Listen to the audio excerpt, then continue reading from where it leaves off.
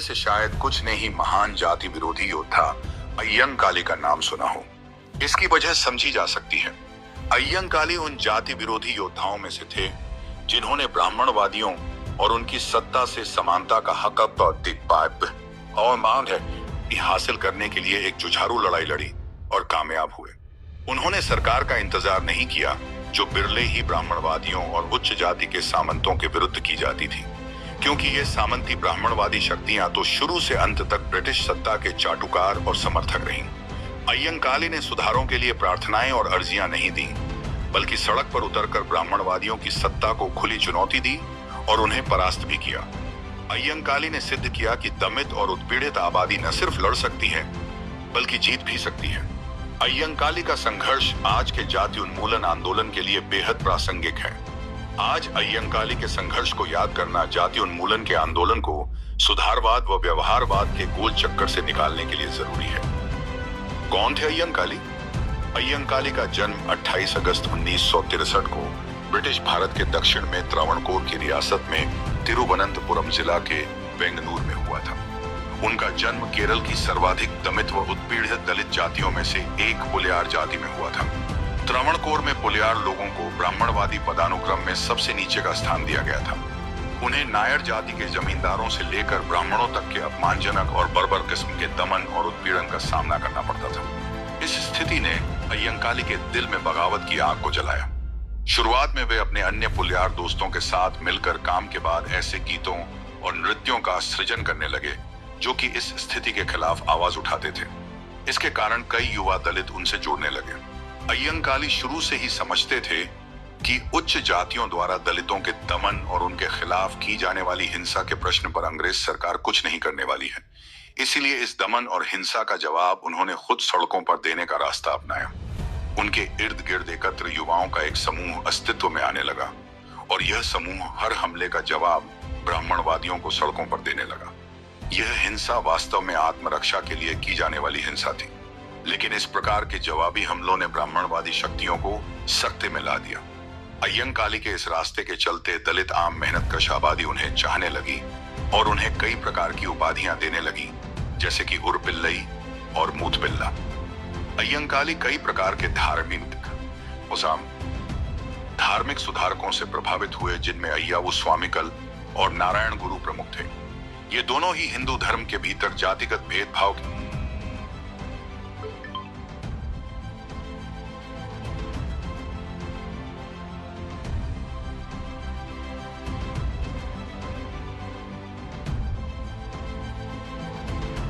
विरुद्ध संघर्ष कर रहे थे।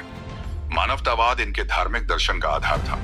यही कारण था कि नारायण गुरु ने अपनी एक रचना में हिंदू देवताओं के अलावा ईसा और मोहम्मद को भी ईश्वर के रूप में स्वीकार किया और कहा कि ये सभी एक ही मानवतावादी विचार का समर्थन करते हैं और ये विचार जाति प्रथा के खिलाफ है।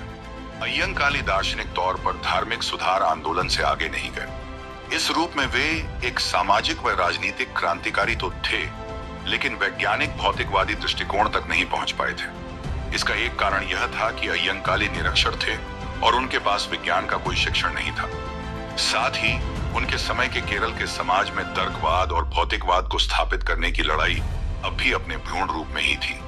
लेकिन किसी भी जन नेता या संगठन के प्रगतिशील होने का पैमाना यह नहीं कि वह भौतिकवादी था या नहीं, नहीं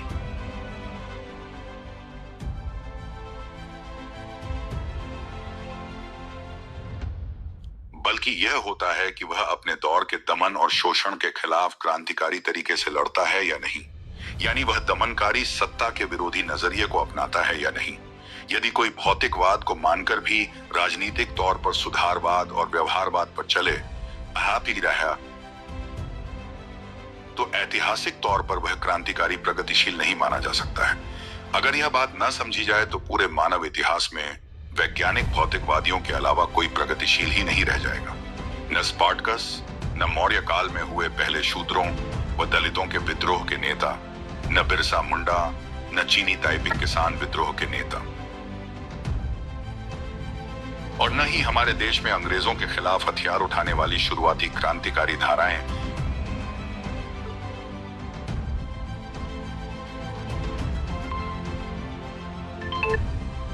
जैसे कि युगांतर व अनुशीलन। लेकिन इसके बावजूद सबसे अहम बात यह है कि अय्यंकाली अपने संघर्ष के तौर तरीकों में एक वैज्ञानिक और भौतिकवादी थे। वे किसी भी दमित व उत्पीड़ित आबादी के संघर्ष में बल की भूमिका को समझते थे। वे समझते थे कि लुटेरे और दमनकारी शासकों का सलाह व सुझाव देने से दिल नहीं बदला जा सकता है, क्योंकि उनका शासन ही मेहनतकश व दलित जनता की लूट और दमन पर टिका है। उन्हें संगठित होकर अपनी ताकत के बल पर झुकाया जा सकता है। वे किसी ईश्वरीय शक्ति के भरोसे नहीं बैठे रहे, बल्कि उन्होंने दमन व उत्पीड़न के खिलाफ खुद सड़कों पर उतरकर संघर्ष किया। वे ब्रिटिश सरकार के भी भरोसे नहीं बैठे रहे,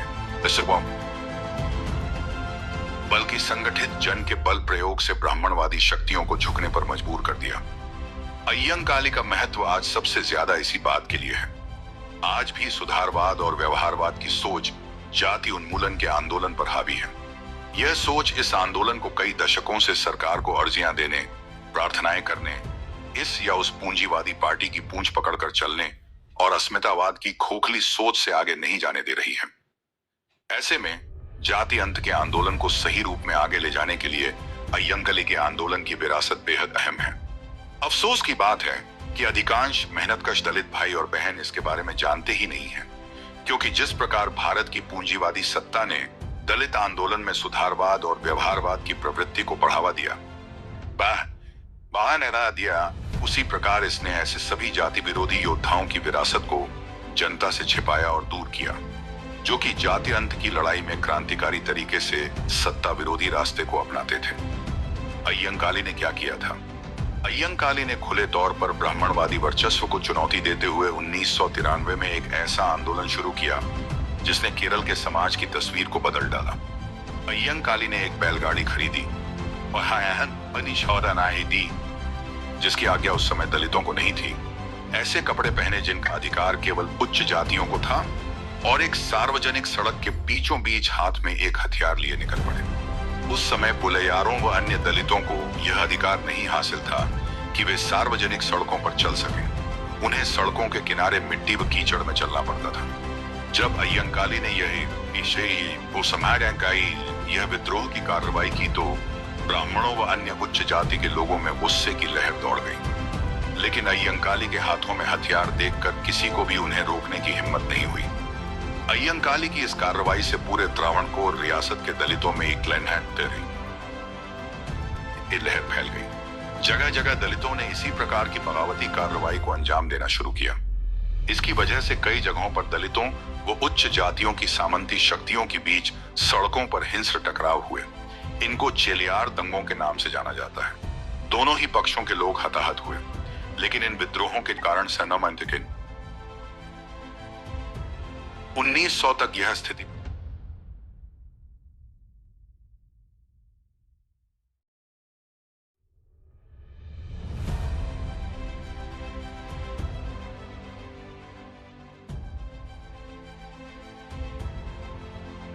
यह अय्यंकाली का पहला बड़ा क्रांतिकारी संघर्ष और विजय थी।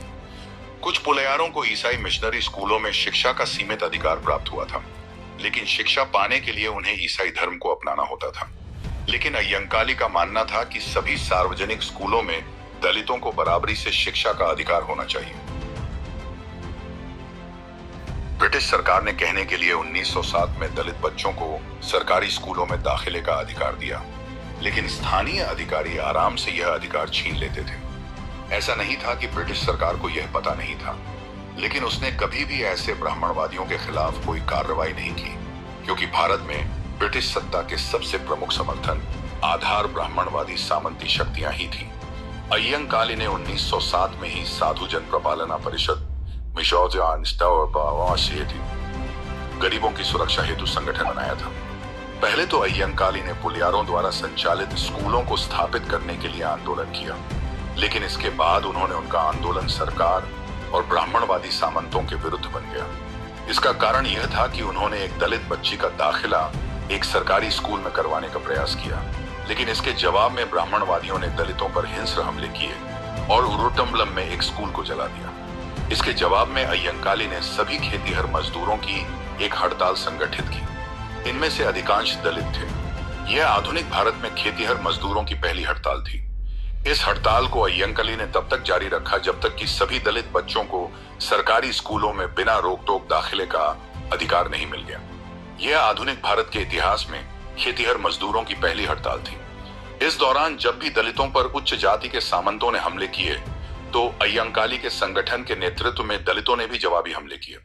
इस वजह से उच्च जाति सामंतों को अब हमला करने से पहले 100 बार सोचना पड़ता था और उनके हमले में देने से के इनके हमले नगण्य हो गए। इस आंदोलन ने जनता की क्रांतिकारी पहलकदमी को खोला और उन्हें स्वयं संगठित होकर सत्ता के विरुद्ध आंदोलन का रास्ता दिखलाया।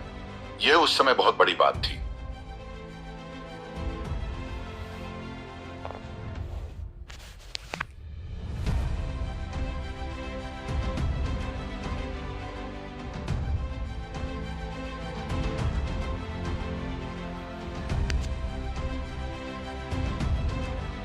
अय्यंकाली ने पुलियार जाति की स्त्रियों के लिए ऊपरी शरीर को ढकने के अधिकार के लिए आंदोलन में केंद्रीय भूमिका निभाई। नादरों को यह अधिकार अपने आंदोलन के कारण पहले ही मिल चुका था, लेकिन पुलियारों को यह अधिकार 1915 में जाकर हासिल हुआ। इस आंदोलन में भी अय्यंकाली ने किसी प्रबुद्ध प्रशासक को अर्जियां देने या बुद्धिजीवियों के द्वारा सरकार को प्रार्थनाएं और सलाहें पेश करने पर नहीं, बल्कि जनता की संगठित पहलकदमी पर भरोसा किया। इन सभी आंदोलनों के जरिए अय्यंकाली ने दिखलाया कि समाज में दलितों को वास्तविक अधिकार रेडिकल जन संघर्षों के बूते मिले। उनका पहला जोर ही हमेशा जनता को रेडिकल संघर्षों के लिए संगठित करने के लिए होता था, जो कि सरकार के विरुद्ध होते थे। वे सरकार को प्रार्थना पत्र लिखने में कम भरोसा करते थे और मानते थे कि चीजें सरकार को लिखे गए आवेदन पत्रों से नहीं बदलती, क्योंकि सरकार दलितों व गरीबों के पक्ष में नहीं होती, बल्कि शासक वर्ग की नुमाइंदगी करती है। वे जानते थे कि इस सरकार के खिलाफ जुझारू जन संघर्षों के बूते ही चीजों को बदला जा सकता है। अय्यंकाली से आज का जाति उन्मूलन आंदोलन क्या सीख सकता है? अय्यंकाली से आज का जाति उन्मूलन आंदोलन 3 चीजें सीख सकता है और उसी सीखनी ही चाहिए। पहला, जनता की शक्ति और पहलकदमी पर भरोसा, और दूसरा, आवेदनबाजी, अर्जियां देने और प्रार्थना पत्रों की बजाय रेडिकल सत्ता विरोधी जनसंघर्षों से दलित मुक्ति का संघर्ष। अफसोस की बात है कि दलित मुक्ति के संघर्ष का बड़ा हिस्सा आज सुधारवाद, व्यवहारवाद और अस्मितावाद के दलदल में धंसा हुआ है। इस व्यवहारवाद के ही तार्किक परिणति के तौर पर 8 वल्ले, मायावती, पासवान, राज और थिरुमावलवन जैसे लोग पैदा होते हैं, जो कि सवर्णवादी, प्रतिक्रियावादी और पूंजीवादी शक्तियों की गोद में जाकर बैठ जाते हैं और दलित अस्मिता के नाम पर दलित मेहनतकश आबादी को छलते हैं। जब तक जाति अंत आंदोलन इस व्यवहारवाद, सुधारवाद और अस्मितावाद के दलदल से निकलेगा नहीं, तब तक हमारे हालात में कोई बुनियादी सुधार नहीं हो सकता है। तीसरी बात यह कि अय्यंकाली ने जाति अंत के आंदोलन को वर्ग संघर्ष से जोड़ दिया जब उन्होंने खेतीहर मजदूरों की हड़ताल संगठित की, और वह भी इसलिए ताकि सभी दलित बच्चों को सरकारी स्कूलों में बिना भेदभाव की शिक्षा मिल सके। उन्होंने अपने संगठन को भी गरीब मेहनतकशों का संगठन बताया, न कि किसी जाति विशेष का। आज भी हमें इस बात को समझना होगा कि हम अगर दलित मुक्ति के संघर्ष में दलित जातिगत अस्मिता को आधार बनाएंगे तो लड़ाई शुरू करने से पहले ही हार जाएंगे, क्योंकि इसके जरिए हम ब्राह्मणवादी ताकतों को यह मौका देते हैं कि वे गैर दलित जातियों में भी अस्मितावाद को भड़काएं। यदि सभी जातियां अपनी अस्मिताओं के आधार पर रूढ़ हो जाएंगी तो क्या हम जाति अंत की लड़ाई को जीत सकते हैं? कभी नहीं। ब्राह्मणवादी पूंजीवादी शक्तियों को पराजित करने का रास्ता क्या है? यह कि हम गैर दलित जातियों के गरीब मेहनतकश लोगों को भी जाति अंत के आंदोलन के साथ जोड़ दें और उन्हें दिखलाएं कि उनके असली दुश्मन स्वयं उनकी जातियों के कुलीन और अमीर हैं।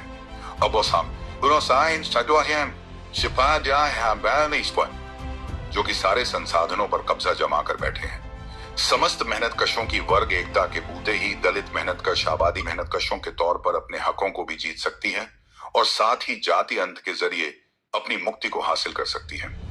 अस्मिताओं के टकराव में हम हमेशा हारेंगे। इसमें सभी गरीब मेहनतकश हारेंगे, चाहे वे किसी भी जाति के हों। इसलिए हमारे संघर्ष की जमीन अस्मितावाद और पहचान की राजनीति नहीं हो सकती, बल्कि गरीबों और मेहनतकशों की एक ऐसी राजनीति ही हो सकती है जो कि जाति अंत के प्रश्न को पुरजोर तरीके से उठाती हो। इसी वर्ग आधारित साझे संघर्ष के जरिए ही तमाम गैर दलित जातियों के गरीब मेहनतकशों के जातिगत पूर्वाग्रहों को भी एक लंबी प्रक्रिया में दोस्ताना संघर्ष से खत्म किया जा सकता है। जरा सोचिए साथियों, क्या आज तक अस्मिताओं के टकराव के रास्ते से समूची मेहनतकश आबादी के जातिगत पूर्वाग्रह खत्म हुए हैं या बढ़े हैं? वे लगातार बढ़े हैं और इसका खामियाजा सबसे ज्यादा आम मेहनतकश दलित आबादी को और समूची मेहनतकश आबादी को उठाना पड़ा है। अय्यंकाली की विरासत हमें दिखलाती है कि सत्ता के खिलाफ आमूलगामी संघर्ष और जाति अंतर की लड़ाई में समूची मेहनतकश जनता को साथ लेकर ही हम जाति व्यवस्था के खिलाफ कारगर तरीके से लड़ सकते हैं। साथियों, 28 अगस्त को अय्यंकाली का 157वां जन्म दिवस है। तमाम कई जाति विरोधी व्यक्तित्वों को खुद भारत की सरकार ने आजादी के बाद से ही प्रचारित प्रसारित किया है, लेकिन अय्यंकाली को नहीं। क्यों? क्योंकि अय्यंकाली आमूलगामी तरीके से और जुझारू तरीके से सड़क पर उतरकर संघर्ष का रास्ता अपनाते थे। क्योंकि अय्यंकाली सरकार की भलमनसाहत या समझदारी के भरोसे नहीं थे, बल्कि जनता की पहलकदमी पर भरोसा करते थे। यही कारण है कि सरकार अय्यंकाली के जन्म दिवस पर कोई समारोह नहीं करती, कोई छुट्टी घोषित नहीं करती, उनकी तस्वीरें जगह जगह नहीं लगाई जाती और न ही उनकी प्रतिमाएं खड़ी की जाती हैं। अय्यंकाली के रास्ते और विचारों के इस पक्ष को हमसे बचाकर रखती हैं, क्योंकि यदि मेहनतकश दलित और दमित जनता उनके बारे में जानेगी, तो उनके रास्ते के बारे में भी जानेगी। और यह मौजूदा पूंजीवादी व जातिवादी सत्ता ऐसा कभी नहीं चाहेगी कि उसके विरुद्ध रेडिकल संघर्ष के रास्ते को जनता जाने और अपनी पहलकदमी में भरोसा पैदा करे। यही कारण है कि अय्यंकाली की विरासत को जनता की शक्तियों को याद करना चाहिए, उनकी स्मृतियों को, प्रगतिशील ताकतों को बचाकर रखना चाहिए। उनके आंदोलन के रास्ते को व्यापक मेहनतकश और दलित जनता में हमें ले जाना होगा। जाति व्यवस्था का नाश हो, अय्यंकाली की विरासत जिंदाबाद। जाति उन्मूलन का जुझारू संघर्ष जिंदाबाद। बिन हवा न पत्ता हिलता है, बिन लड़े न कुछ भी मिलता है। जय हिंद, जय भारत। बहुजन समाज से जुड़े इस तरह के अन्य वीडियो पाने के लिए इस चैनल को लाइक, शेयर और सब्सक्राइब करना ना भूलें।